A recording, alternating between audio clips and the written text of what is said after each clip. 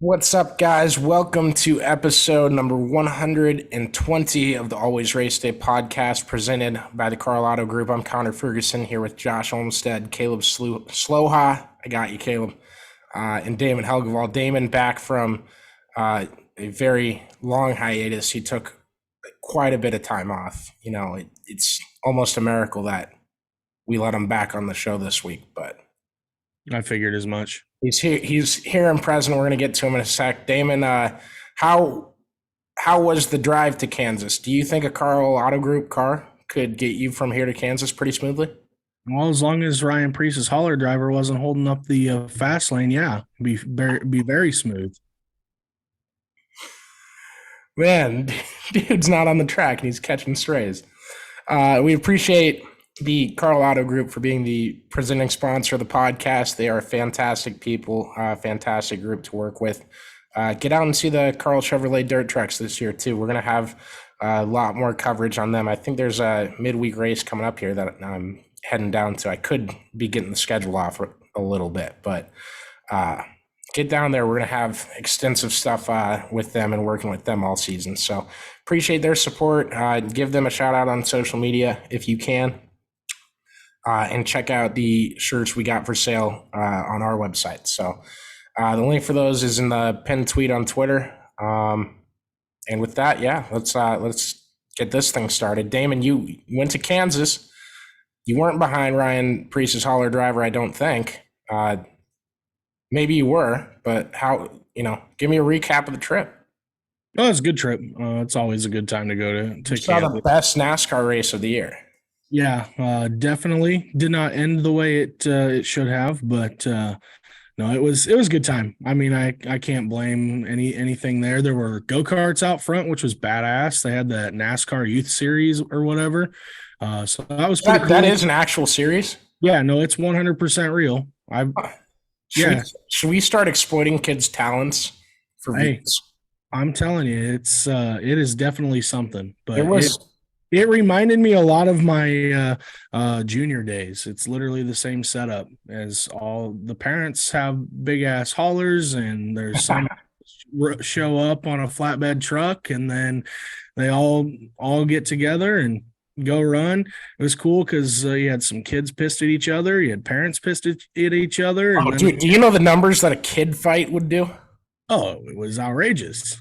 If you guys probably don't know what I'm referring to, because a lot of you probably aren't from Iowa, but there's a company here that covers wrestling and covers lower than high school wrestling and just the sport in general and kids coming up into things. And I think they put a power ranking thing up of like the best third graders coming up in this class. And yeah, it just got pulled apart all over social media. So I'm just making jokes about that. Now, if you do want us to exploit the kids for numbers, we will. It was just cool to see the kids out there having fun, and then it was just hot as balls on Sunday. I mean, yeah. I sweat through every beverage that I drank on Saturday and Saturday night. That was all back out to the surface through sweat on Sunday because it was hot as shit. Do you get the same like the first 70 degree and 80 degree day of the year, like you're outside and you're just like, I can't believe I can stand 100. Like, this sucks. Yes. I mean, yes and no. I think it was more because it was just there was not a cloud in the sky. Like, it was the perfect day because all week leading up, we weren't even supposed to race on Saturday or Sunday because it was chances of thunderstorms, and there were storms Saturday night not too far from where we were at, but yeah, we weren't even supposed to be racing on Saturday or Sunday, and so for it to be just a perfect day, it was awesome. Great race, crowd looked good. It just was a fun atmosphere. I don't know, I saw a lot of people bitch and complain and how does Kansas get 2 dates. Well, I think they showed why on Sunday. Yeah, no, you've been trying to convince me of that for 2 years, and who was complaining? Because it's the great race. Last year it was good too. So I mean, yeah, I thought the same thing, Caleb. I saw a bunch Damon, of, real quick, who won last year? who won last year. Yeah, who won Kansas last year? Kurt Busch, Bubba Wallace. That's right. Oh, okay. Never mind. It wasn't Kyle Larson. That No, was he won the Vegas. year before. I'm stupid. Sorry. Yeah, he won the year before. Should have won on Sunday, but that's neither here nor there. Oh, okay. I technically then I feel like I should get to claim that. You could if you want. That's fair. But yeah, the people that are complaining just are tired of a dopey mile and a half race. But that was the mile and a half product that NASCAR wants to deliver, and what they think they're getting with this new car at every mile and a half track. Well, and it's like I told you on Sunday night when you called me on, and I was heading home, is there was action all over the racetrack. And I'm sure TV didn't necessarily do it justice, as I mean, they can't. They only have so many cameras anyway, and only so much space on the screen. But the fact of the matter, there was cars making moves. The bottom was actually working, which wasn't the case last year. You couldn't hold the bottom as well last year, and this year you could. I mean, that's how a lot of guys made their way through the field. I know Larson was one of them, and we're used to seeing him put it in the fence about 5 or 6 times, and I think the only time he did was there on those last 2 laps. Do you think that's a product of the grooves being worn out from having 4 races compared to us only really having 2 before? Yeah, I think that's part of it. I also think that the heat had something to do with it too. I mean, these cars also have shown that they perform a lot better in the summer months. That's when we got a lot of good talk last year, was during the summer months, and it was hot racetracks and slick racetracks. I think that was part of it, because there was a lot of handling issues. Just listening to the different radios that I did throughout the day, there was a lot of handling issues, cars that were tight, cars that were really loose. You could physically see cars that were really loose. I mean, all those wrecks came off of turn 2 because of loose race cars. I mean, William Byron on the first lap's a prime example of that. So I think a little bit of having more races there, but also the fact that it was hot, I think that played into it.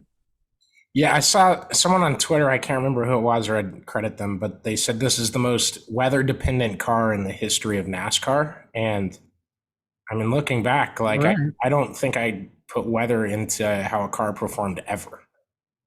You do now. Apparently we need to. So we should always hope that every racetrack is 100 degrees. Hey, that puts the car back in the driver's hands. Doesn't matter what car it is.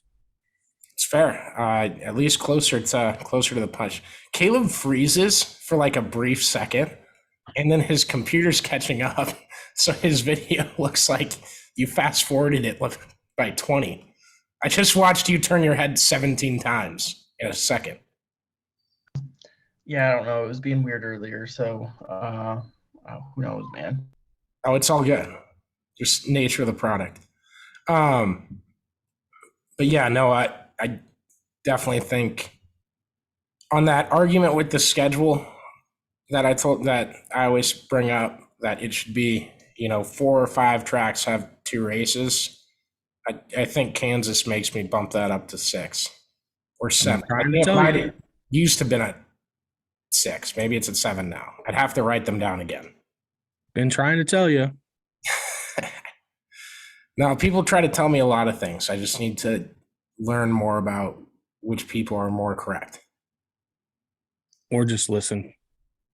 I do my listening. I'm just very skeptical. Some things you should listen to me more often. We'll put it that way. That is fair. While Caleb's up, I think let's do the dirt stuff now and get that knocked out, just in case you got to go early. But first thing, James McFadden and the Roth Motorsports crew, they got penalized last weekend. The announcement finally dropped on Friday at like 4:00. There wasn't a press release. There wasn't a ton of openness to it. Yeah, and I don't know the, I guess, exact details of what they might have found on the tire. There was rumors that it was a tire that they bought off of someone else that was already mounted. And so then it's like anyone could have done anything to the tire. It stinks. It really sucks it sucks for the Outlaws too. You're losing a full-time driver because from the sounds of it, James McFadden will not be. Obviously, he's still going to come back and run some of the World of Outlaws races. That's just the nature of chasing money. But the last thing I heard was that they're heading out to California to race with NARC this weekend. So that kind of leads me to my first question on this whole deal is, are they still allowed to run as a full-time Outlaw team when the suspension is lifted? So it's a complicated answer to say yes, but there's no point.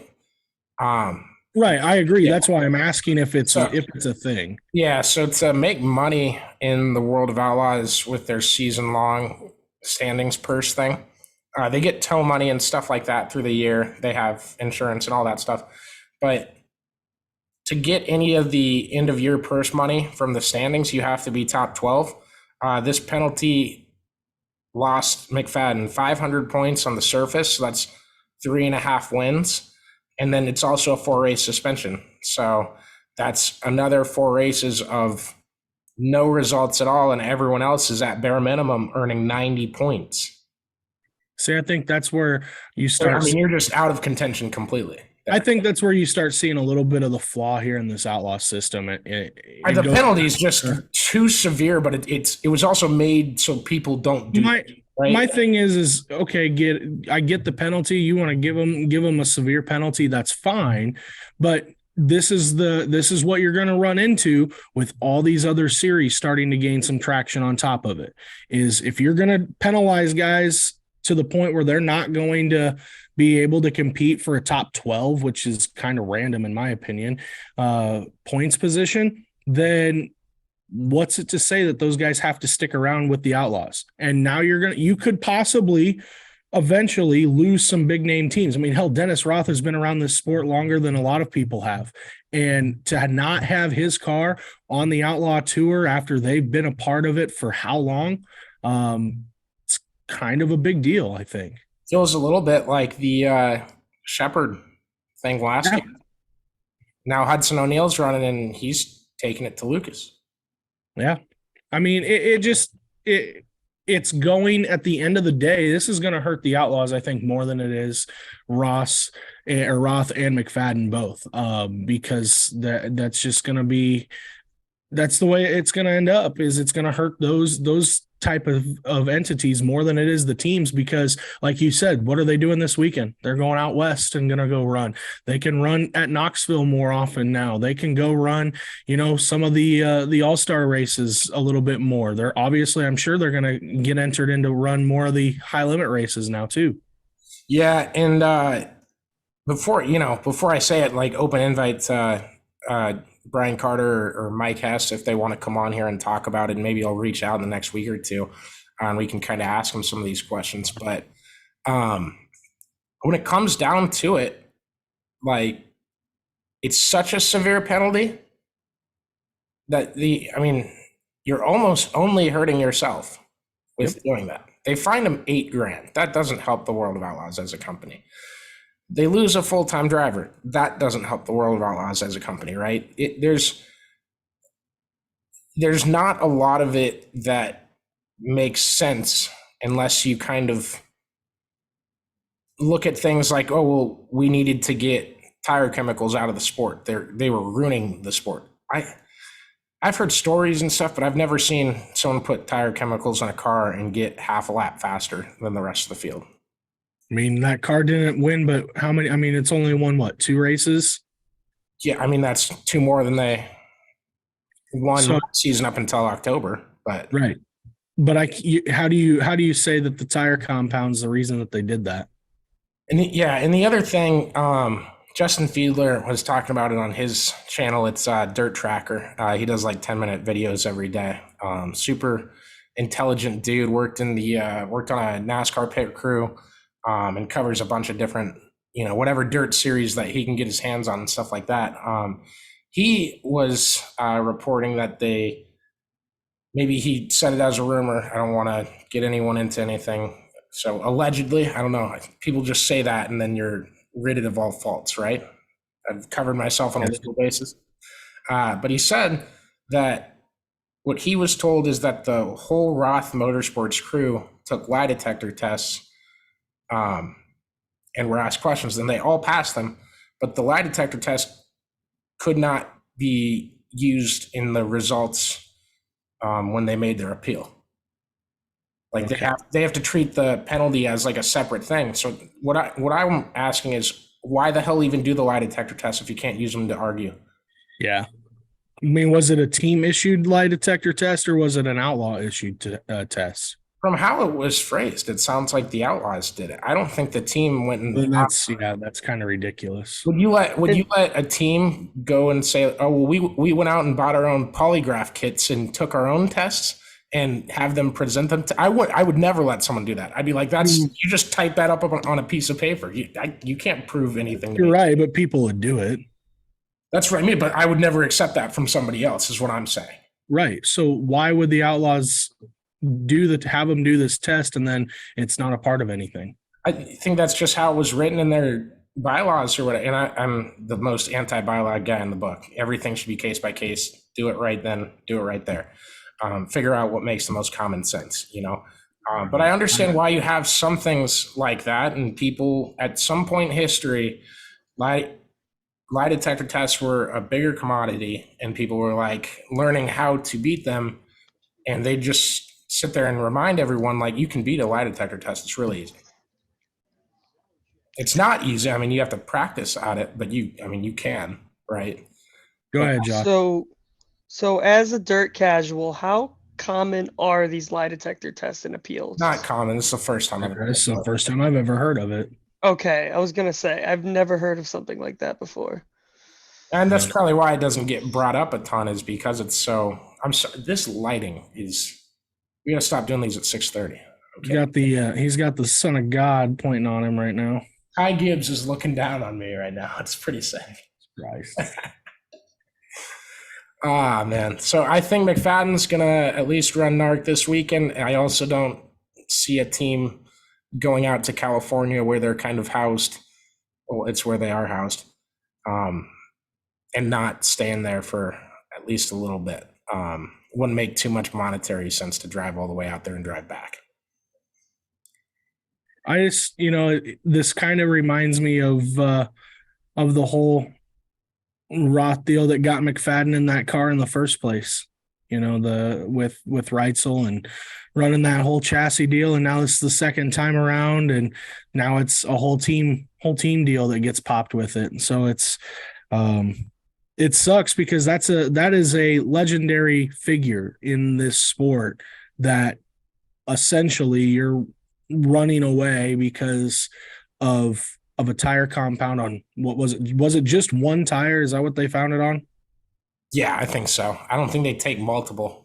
So you're basically axing a dude and a team from your entire season for one tire. Kind of dumb, in my opinion. You want to suspend the guy, suspend him a race, or suspend him 2 races, or you want to take points, do that, but don't take 500 points and 4 races on top of it to basically kill the guy running for points. Yeah, I think I agree with you. I think you phrased it really harshly at the end, but it's also fair. That you're losing a full-time guy because they might have purchased a bad tire, and everyone's moving to new tires. We've had all these tire issues. We've had a tire shortage for a while, and that stuff sucks. And Hoosiers still the guys, and obviously I don't think this is a Hoosier thing. And could the tire be behaving differently? Yeah, but it hasn't for anyone else, so I don't believe it's that. It just sucks that you let that be the deciding factor of we're going to lose a full-time guy. And whatever the reasonings are of it, the World of Outlaws had how many full-time drivers before? It's like 15. And Casey Kane dropped off with technically injury stuff, maybe mental health stuff. He just said he needed a break. He'll be back in a few weeks. But he's taking a few weeks off. So you lose one there. Now you lose a second one with McFadden. You lost Craig Kinzer. Yes, that's a good point. Craig Kinzer in the that Lockheed McHugh. It's the Running Boxer Farms number 101 car. They're based out of Australia. But I've gotten to know that car ever since Lockheed took it over. And they're a good team. It seems like, because Lockheed, when he drives that car, it's bad fast. Craig was damn good for what he has been lately when he hopped in the car over the weekend. So I love that for them. But yeah, I mean, you've lost 3 full-time guys this year already. I mean, Bill Rose is going to take home 12 points checks. Bill Rose. Think about that. He's a 10-time touring champion. That's your Mike Stefanik of the NASCAR 75 list to the World of Outlaws. That's there we go. Comparison wise. No, let's go to Buddy Kofoid out at Crouch Motorsports, number 11 car, and they did bring in Corey Eliason, and they're racing right now as we speak. Qualifying just got over at the Gettysburg Clash. We'll have coverage of that all night. If you don't see updates for a while, it's because we're recording this. So, Damon, what were your kind of first thoughts seeing that stuff? I know you're at a race, so at whatever point you saw it was probably late as hell, but. Yeah, and probably not coherent enough to understand what was going on at the time, but shocked. I think that was the biggest thing, because they had just won like the week or 2 weeks before, and all of a sudden he's out of a ride. I mean, one of the best up and coming talents in sprint car racing, let alone racing in general, and team that's been really successful since he kind of took over that ride, and now all of a sudden he's gone. Like there's nothing to fit with it, and so that kind of sucks to see him not be in that car, because it was good. I did like the fact that it didn't take him but maybe a day or two, and he had already put everything on his website apparel wise for sale. You can go buy a t-shirt that they just released for like $5. It's insane. So I actually thought about going and getting one just because of it. But yeah, I mean, it's a guy that we saw in the truck series, and Toyota's putting a lot of money into this guy. And for him to be without a ride is kind of wild, to be honest with you, especially one that, like I said, they just won in. Yeah. From the sounds of it, you don't have Buddy Kofoid in a race car and miss the A-Main 2 races in a row and make a dumb decision on a whim to fire the kid. You don't do that. Right. So I don't believe it was that. Someone got pissed at me because I put that in my article when the news came out. I wrote it really quickly on my damn phone. So I just want, I wasn't saying that. It's just that's where they finished. In the last 2 races, they missed the A-Main with a car that's more than capable of winning with the series, which you've seen him do, which he was running 7th with the Outlaws. And now he is not running tonight. So platinum or not, they still count your points. Yeah, he was top 5, top 10 in points, something like that, right? Like 7, right? Yeah. So that sucks to see too, because that points battle, especially like when you have an outside guy in there running points like that, like when Larson was doing it, it's cool to see how high up they can get in. Well, not to mention that this car that he took over, when he took over the ride, it's not like it was winning races before him. It's a new team.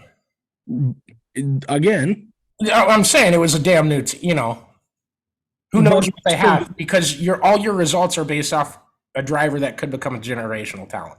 Which that's what kind of throws me for the loop here is you have a guy who's got the backing from a OEM and you let him go. Like there's something internal that happened, because like I was saying too, the guy gets on like a day or two later and everything that's on his store is on sale. Yeah, I mean, that's smart by Buddy. That's what I'm saying. So something else had to have happened. Like you don't just No, go. I mean, he's just not going to race the car anymore. But something happened that wasn't results based. That wasn't something that hadn't been. It was a disagreement of some sorts, right? It's similar to the PPM deal.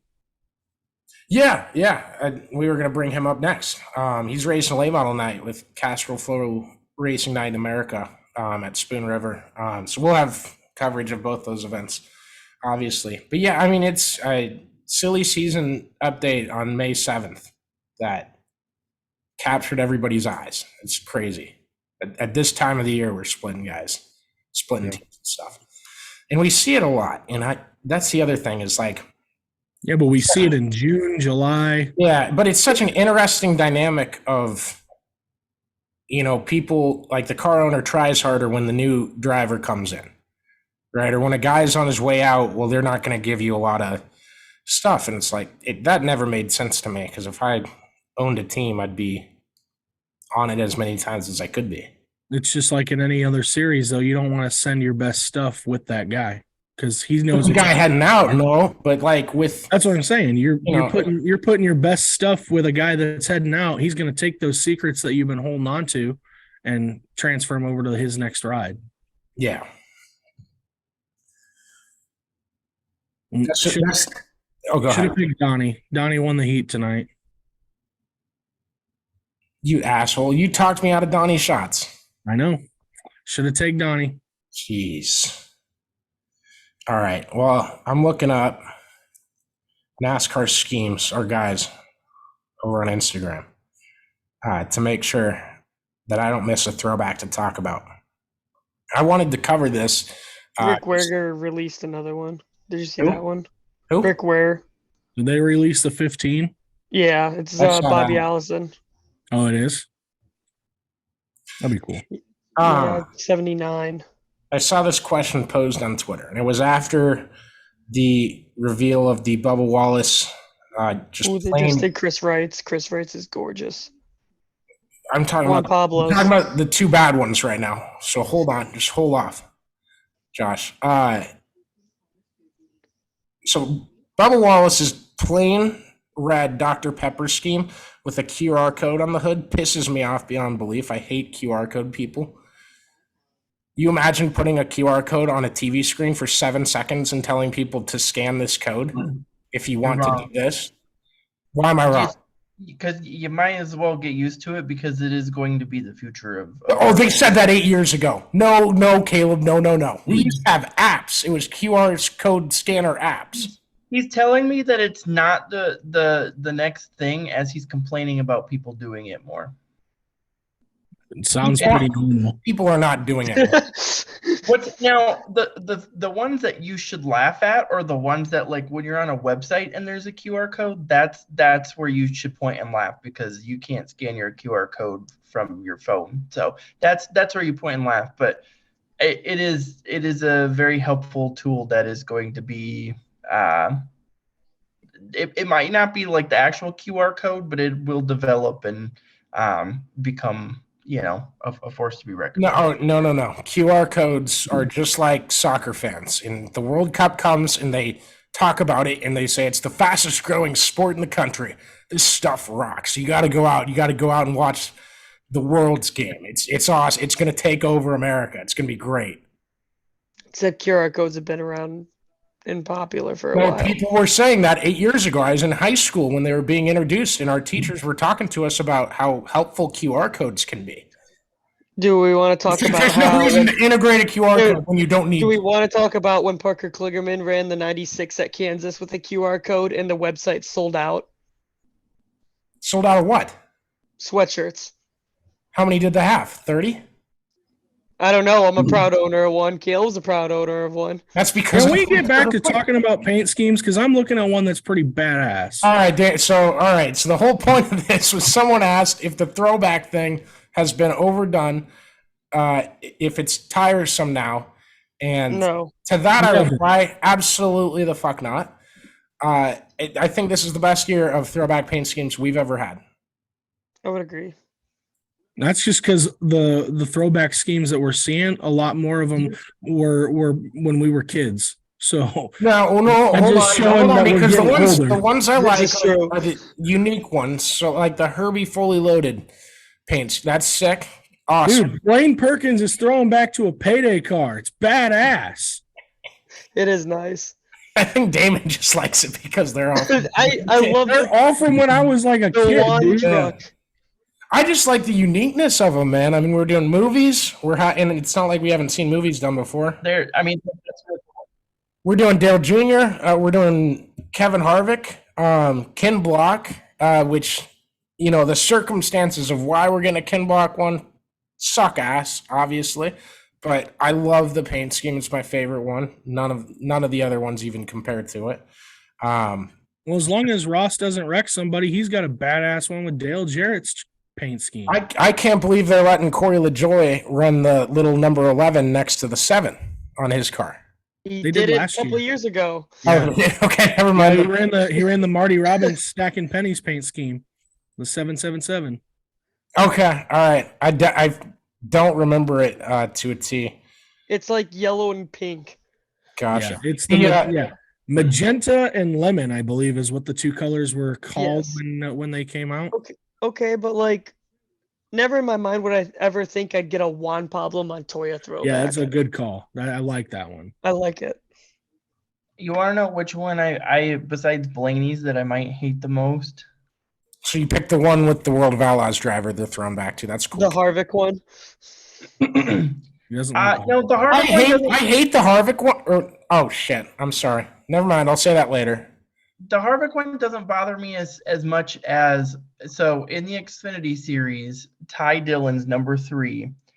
It's a throwback to Martin Truex Jr.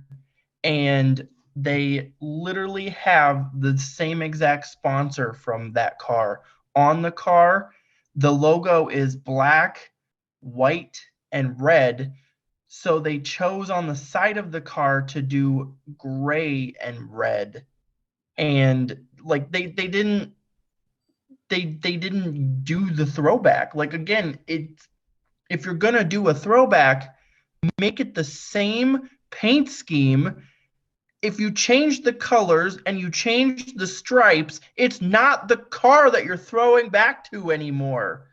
Right. Like I was telling Josh last night, if I tell Josh I'm going to go make myself a peanut butter sandwich, but instead of peanut butter, I use cucumbers, and instead of bread, I use waffles, it's not a peanut butter sandwich Well, anymore. there's more. Hey, I got bad news for you, Caleb. That looks like the same scheme to me.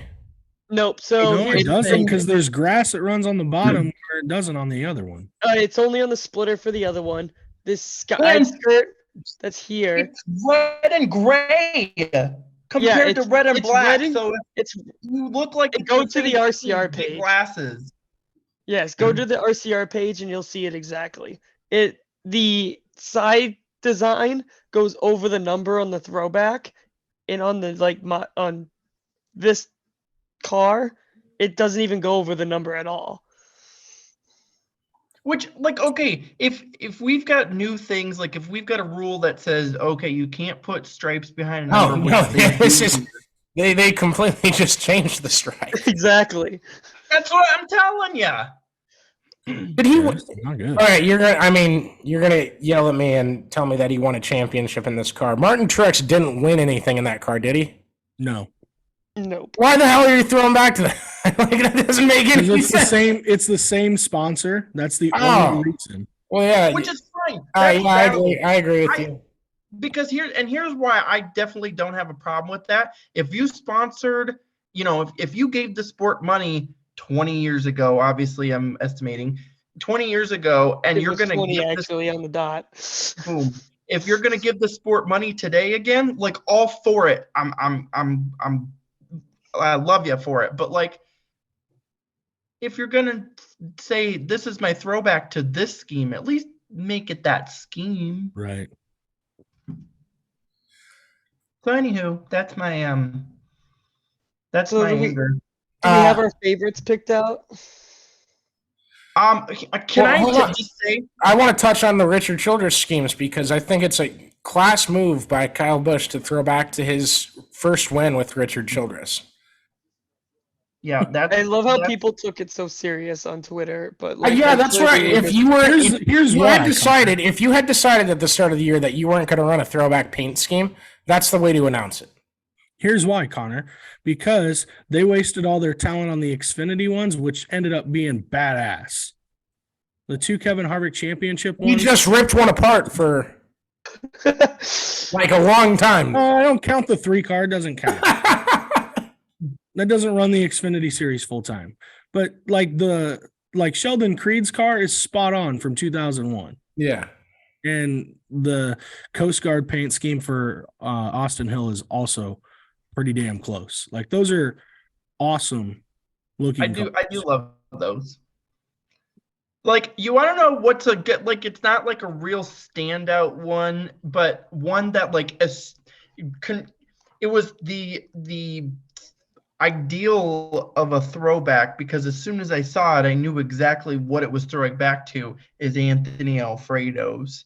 Like, that's one that's perfectly done, where you don't have to have the same car number, you don't have to, but as soon as I see that, I know exactly what it's supposed to be. Whereas, like, if you show me Ryan Blaney's, I'm gonna go, is he throwing back to his 739th Menards car? Like, what?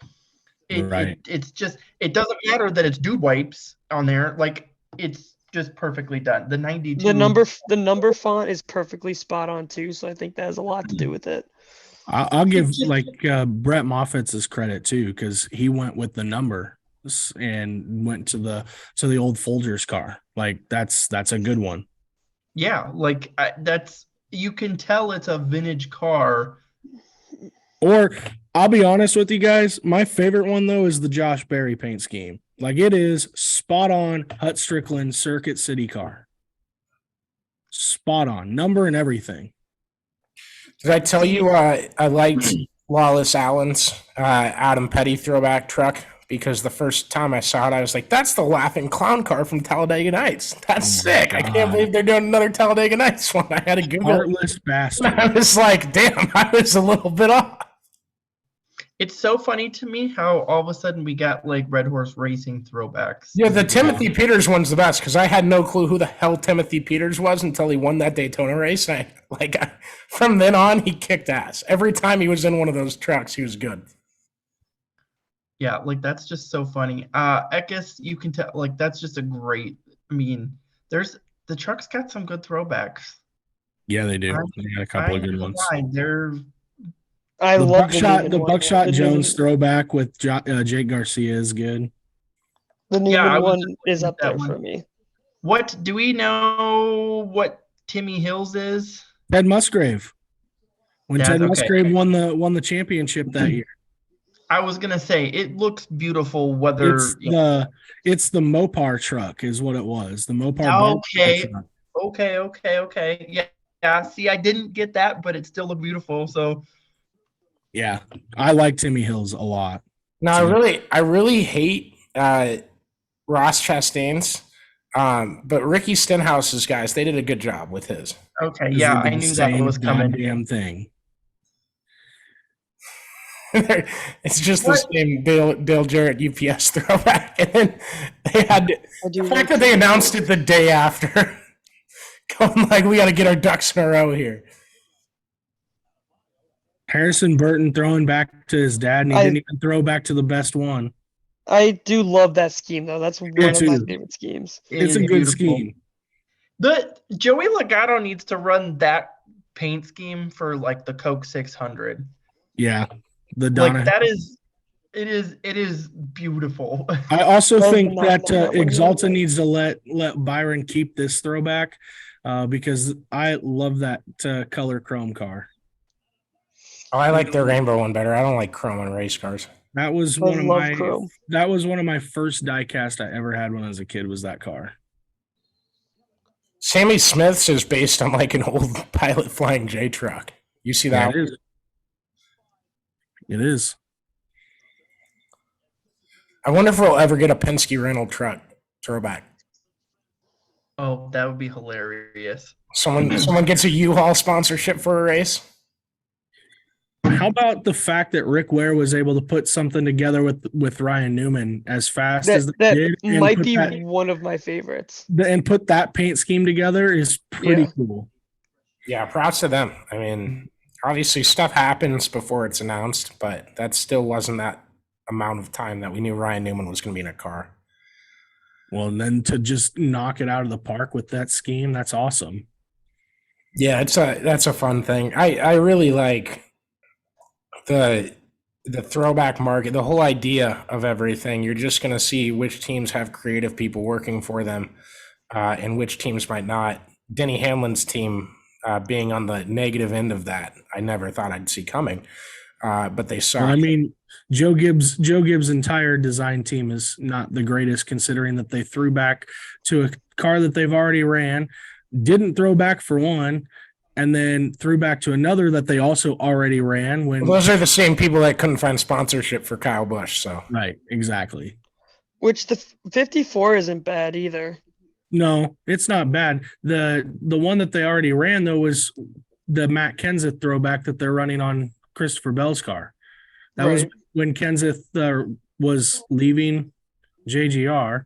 They ran that car there at Homestead that year. I always loved the bright red Everham cars, so seeing Seeing that, I was Chase going to car say, is nice. Chase's car is sweet. I figured Chase is pretty I cool. love that they match the Again. font. he's thrown back to Here's the Casey thing. Kane. Here's the thing. No, he's That- not. Oh, that's a Casey Kane car, Damon. Come on. Like on that one, it's just a red car. Like, let's be honest. It's just I told you it's a red. Casey Kane scheme. Casey Kane ran black in his paint schemes. He never ran. There's a plain red Casey Kane car. I guarantee effing to you. Anyway, go But ahead, here's Caleb. the thing. You at least put in the effort of like the number and stuff, so we know what it's supposed to be. Like, so I'll give you more credit on that one than what some other ones get. Caleb, I didn't design the paint schemes. You don't have to talk at me. I'm not talking at you. How about Brad K throwing back to Casey Atwood? Gorgeous. Gorgeous. that, scheme. that needs to be their Castrol scheme.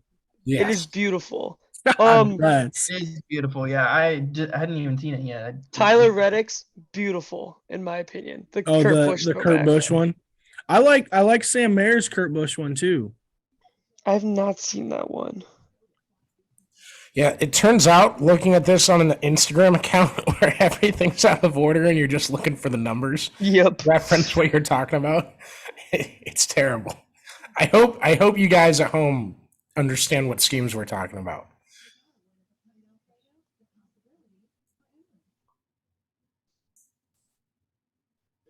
I still have not found any of those three, but nonetheless, like Bowman. Go look at Darlington's website. Darlington has all of them except for Newman's isn't on there, but Yeah, the ones that just got released like Yeah, most recently. yeah. it's all good. No, what I was going to say was that I think people just continue to get more creative with this. I mean, there's plenty of racing series out there that you can emulate paint scheme. Steve Kinzer was a good race car driver. Anyone can show up in a Steve Kinzer paint scheme to honor one of the great ones. Daniel Suarez is. Oh, I forgot. It's actually Because it came out so long ago. It is actually the Ricky Rudd paint scheme, but Steve Kinzer also drove the Quaker State car. Right. No, I'd seen the Quaker State stuff and everything. Oh yeah, there it is. Yeah, people. Yes, there's people that were. I remember that day because I didn't get in a Twitter fight on purpose. Some guy was like, "That's not a Steve Kinzer scheme. That's Ricky Rudd's car." And I'm looking at it like, no, I'm pretty sure Steve drove that one. He's way better than Ricky Rudd was. Don't look at me like that, Damon. I'm just How many championships does Ricky have at all levels? I'll give him his youth titles. Does he have 20? And he doesn't. Okay, that's what I thought. That's He not doesn't 20. get in the Twitter fight, and instead he brings it here. He should have gotten the Twitter fight. Oh, it looks way better on me if I just get pissed about it on here. Yeah. Don't talk bad about the Rooster. I'm not, but Steve Kinzer was better than him. It's like LeBron is really good at basketball, but Steph Curry is just better than him. Like, sorry, that's how it goes. We got off topic again. Damon's like a pissed off teacher. But to wrap that segment up, which was just talk about every throwback out of order completely. Fantastic podcasting on our part too. Appreciate you guys listening. I don't think this will ever go away. I don't think it will get old. I don't think it will suck. You know, we're not going to run out of schemes to throw back to just because there's too many actual cars out there that you can reference when talking about this stuff. So I think it'll be around for years to come again. And want it to go away. Yeah, like I don't want it to go away either because you're teaching the people new to the sport and the younger generation. They're looking at that and they're saying, "Oh, that's really cool scheme." And if it's throwback weekend, then they're going to say, "Well, who used to drive that?" "Oh, it's such and such." Well, then you go and you learn about you're getting people more involved and more in depth of the sport. So I will add to the fact too that the throwbacks, you're getting more and more people. Like this past weekend's a prime example. You're walking through, seeing all the different T-shirts and stuff that people are wearing, and a lot of the shirts that they're wearing are some of these throwback shirts or hats of these different teams and different drivers from years past. Guys wearing a William Byron T-shirt from last year's Flames car and those kind of things like that. You're seeing more and more people buy that stuff than their regular apparel more than anything anymore. Yeah, and that's something that's been kind of trendy lately too in the general world is like the NASCAR vintage stuff. So I think that helps, kind of keep it in the main scene. yeah, I was going to say the same thing, just in a marketing stance. I agree with Caleb on almost everything except QR codes. You're a boomer, right? I'm just gonna point that out too, though. Am I freezing or are you guys freezing? I'm not freezing. I think it's just Caleb. Okay. Yeah. I mean, on mine, all the bars show up good except for Connor was yellow and red. So I don't. Oh, it keeps flashing yellow and red on you. Oh, Why am I flashing color? I don't have. Okay. But the thing that made me mad more about than the QR code is the fact that they missed a great opportunity to throw back to Kevin Grubb. You and everyone else on Twitter. God bless it. What a great paint scheme that was. I can't wait till someone throws back to the Landon Castle Burger King Racing number 83. I'm sure Dr. Pepper themselves played a role in the decision. I'm sure they did. That's why I don't drink Dr. Pepper. Keep throwing out bad throwback paint schemes, and I will not be buying your product. I just think people shouldn't buy their product to begin with. So Caleb, don't say that about a spot. Caleb's been tweeting mean things to Mike Lynette all week. He's just been on a banger. He's on a heater. He just whatever comes to Mike's head right now, he's tweeted it out. Michael Annette said one good thing and follows it up with 6 bad things. Oh, I agreed with as you guys know, I'm a Michael Annette fan. I agree with everything he says, and he is not responsible for any thoughts he might tweet. There, clear it up for you legally, Caleb.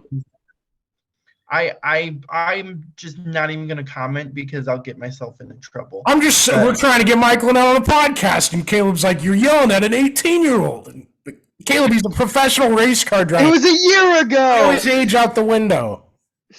It was a year ago. Hey, pilot drivers support pilot drivers, okay? That's how we do in the family. I'm not in it. I just like all of them. It's better if I just don't say anything. Should I read Michael's tweets? I won't read the Caleb ones to him. Gosh. There we go. So everyone get comfortable. We ain't got all night. Yeah, no, you're good. I'm only reading a couple. That was 2 days ago. I see. I thought it said 2 hours. First off, give him the context too of like why he started saying this. I'm working on it. I'm working on it. Sunday, it was after the race ended. It might have been Monday, actually, that he tweeted it. No, Sunday night. Michael tweeted, if you're going to step in when Noah grabs Ross. Don't let him take a shot and then grab him. That's bullshit. And then he replies to his own tweet himself because he doesn't tweet all that much. And he says, okay, now start the Michael, you sucked. Who cares what you think stuff. So which I will say, very funny. I agree with Michael on the fact that, like, if you're going to step in and stop them, either step in when Ross gets grabbed or let them fight for, till one hits the ground. But so I agree with him there. Yeah. All right, let's find. I should have just gone to Caleb's Twitter. It would have been easier to find this. He was in Dave Moody's replies for a bit. That was all respectful stuff, I think. That was about the fight, too. Someone said Noah got exactly what he deserved, and Michael replied and said, go to bed. Instant ratio. Just liked it.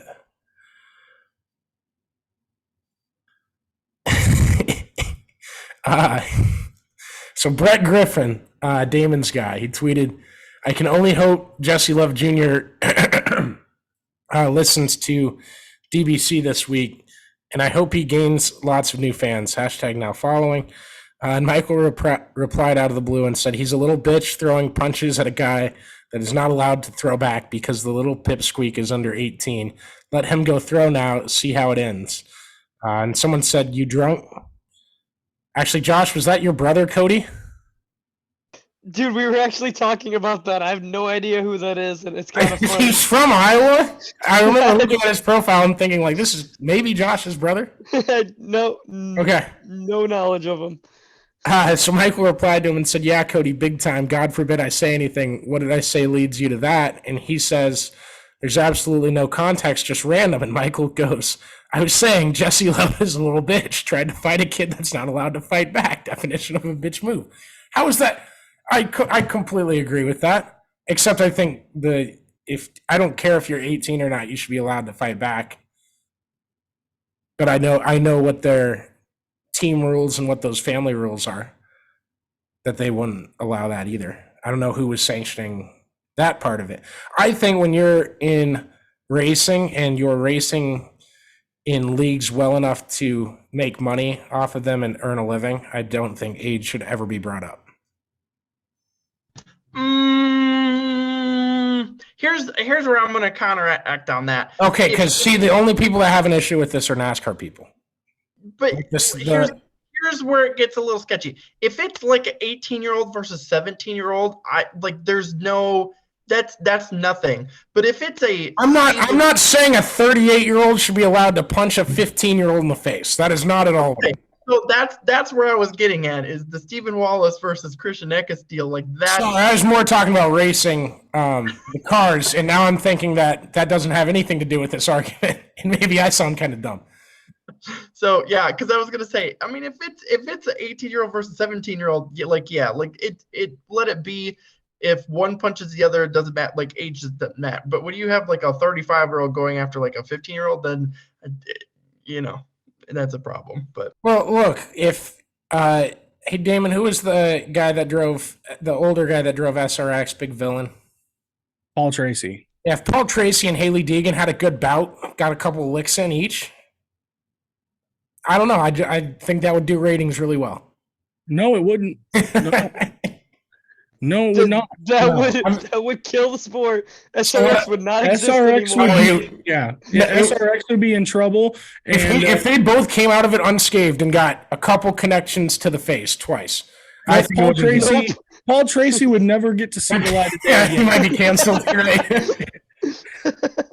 No, but in saying that, I don't assume that Jesse Love tried to fight Sammy Smith knowing that he can't punch him. I don't think that would happen. But I also like wherever that rule is, whoever made that rule, y'all know I don't like those. But I don't think we'd have, older people going after kids that haven't turned 16 yet. Nor so the kids that you know what I mean. I don't know. I think you might. Damon, who would be the most likely to get in a wreck with a younger driver that had maybe just turned 18? Who'd be the Kyle Busch, Ron Hornaday most Jr. likely to fight somebody? Did that happen already? There's been instances. You hear all these drivers talk about, well, we got to teach these young guys a lesson, right? Show the respect. So you put a 16-year-old who has a shit ton of money against a guy who's been running for 20 years, trying to go day to day. It happens at every dirt track across America. Yeah. There are 35-year-olds beating the shit out of 16-year-olds all the Why time. are you insinuating that at every dirt track in America there's a 35-year-old willing to punch a 16-year-old? It's not just that it happens usually. It's not just dirt tracks. Yeah.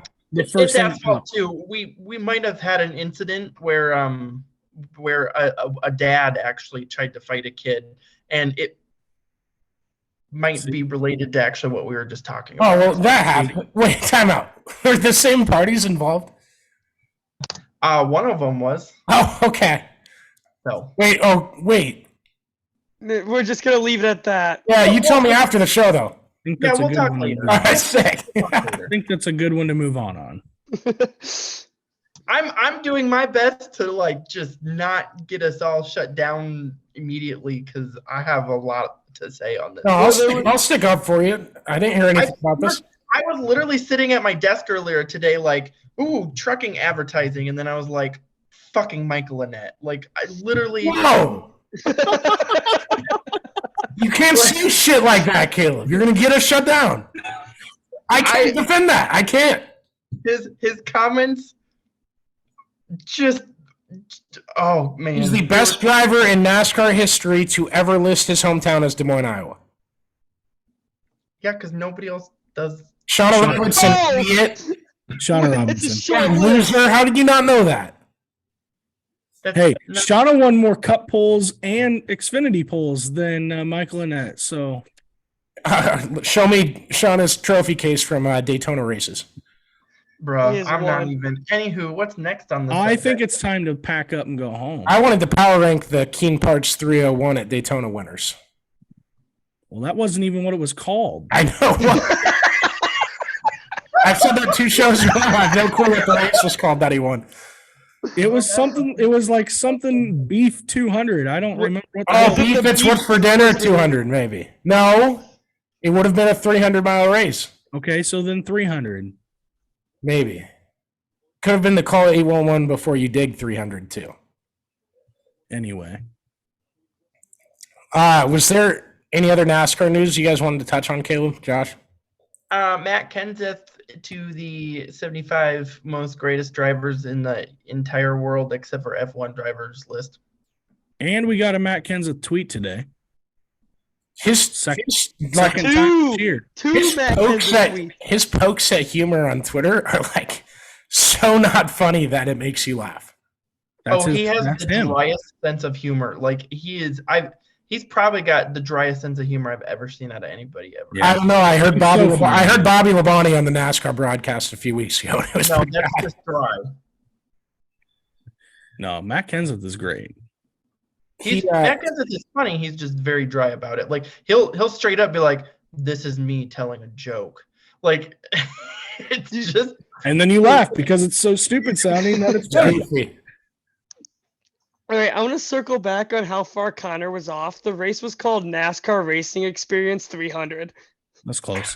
NASCAR wings. What's the NASCAR Racing Experience? I assume it's just NASCAR Racing Experience. It's exactly what it's called. So are NASCAR wings by the same measurement? No, it's literally. No, do not get mad at me with the reasoning and answers you just gave. Child, if you would listen, it's literally the Richard Petty driving experience I brought up Petty before you guys started yelling at me. It's right in the middle there. You guys had started going. You're I chopping. mean, you do the same, so we're just Yeah. returning Caleb the just favor. said, "Fuck Time Mike." to give it back. We're That's what I here do. to give it back. We have taken enough shit over the years that it is time to give it back. Podcast is like a year and a half old, Damon. It's not just Damon us, it's anymore, though. not. There's multiple of us now, so Yeah. I You're don't outnumbered. have to just back up myself. I got boys to back me up now. To think Damon came up to me and said, "I don't know about Josh. I don't know about letting him come on the show." I never once said He that. said he said he didn't think you were cut out for it, Josh, but I stuck up for you. okay. See? Oh man, we're just in everyone's bag today. Do you guys got anything else? Anything else from this week? Illinois Speed Week. Let me check out the schedule and make sure.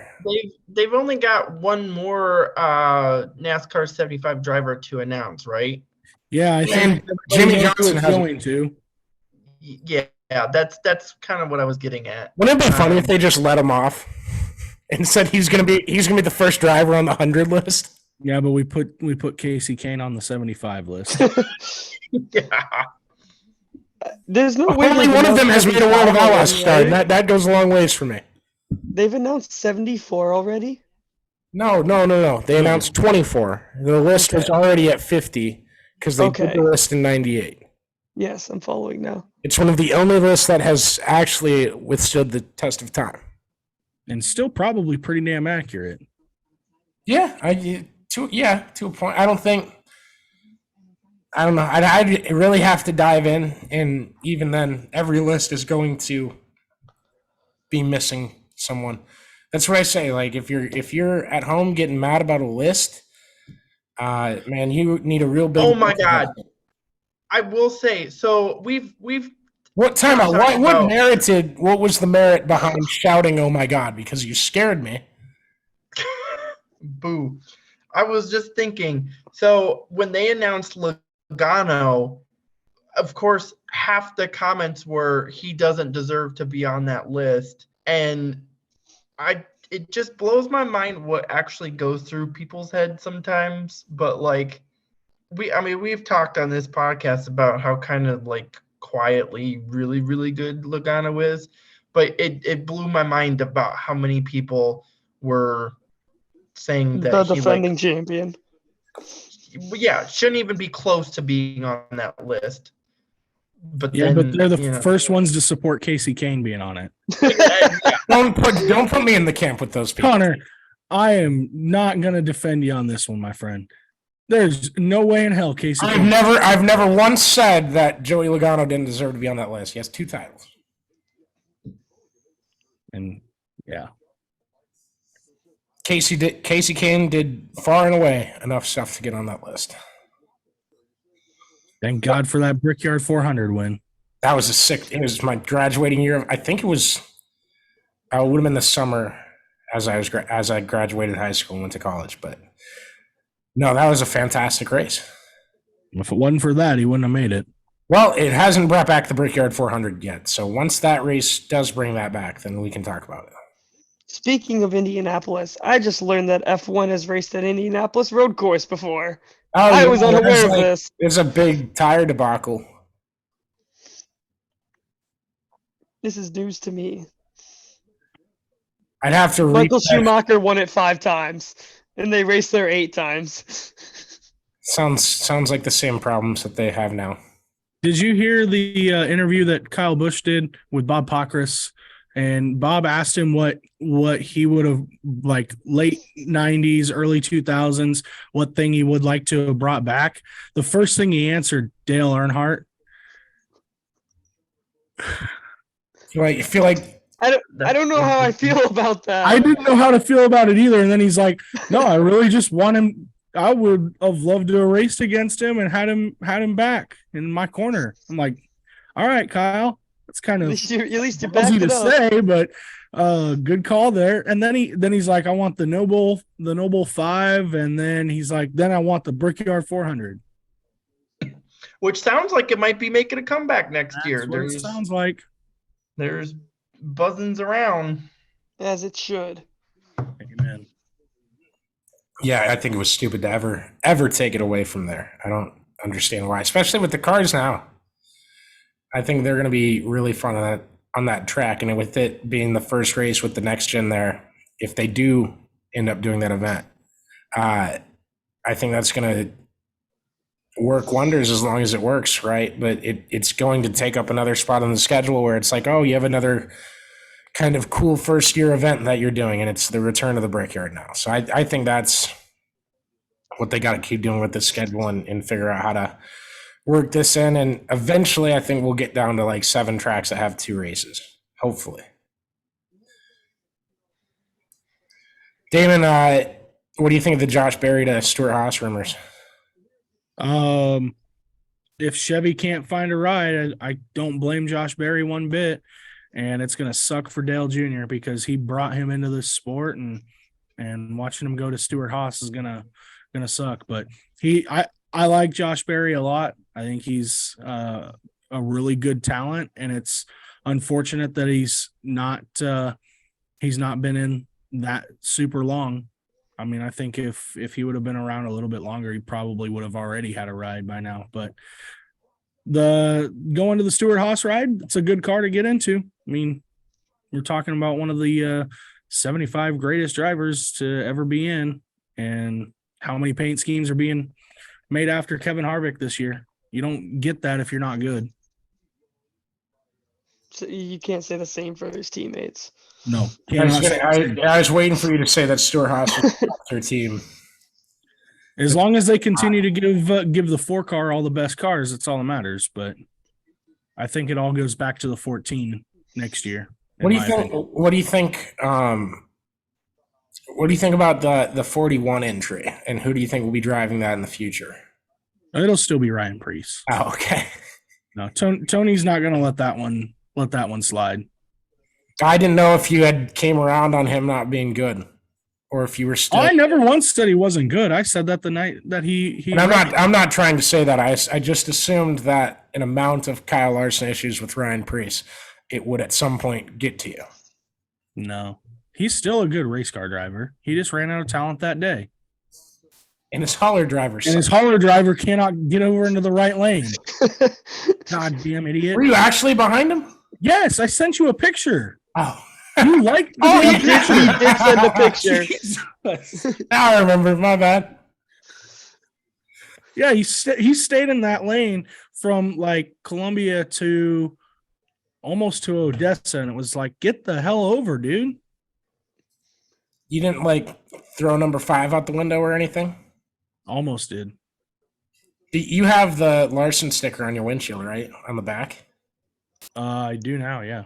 Oh, if I was driving past him, I would have been pointing to it. Pointing to the window? Yeah, that's a good idea. I'll do that next time. Next time you It would be see a fun Ryan video Preece's hauler series. on the highway. It would be a fun video series to just pay Damon to drive around the country and follow Ryan Preece's hauler driver just to and just find give him shit on the interstate.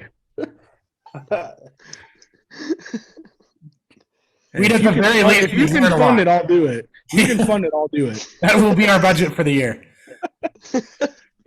Damon's gas. Oh, man.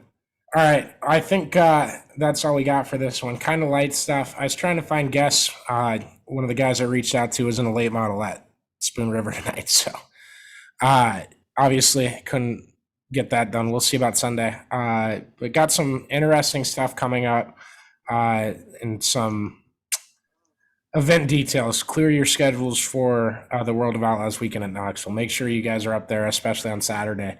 It's going to be a damn fun time. I can't wait to tell you about it. But for now, enjoy the race weekend. Tons of racing this Friday and Saturday and Sunday. Indy week. Yeah, IndyCar's race on the road course. Houston opens their weekly season. Obviously, it's NASCAR Throwback weekend.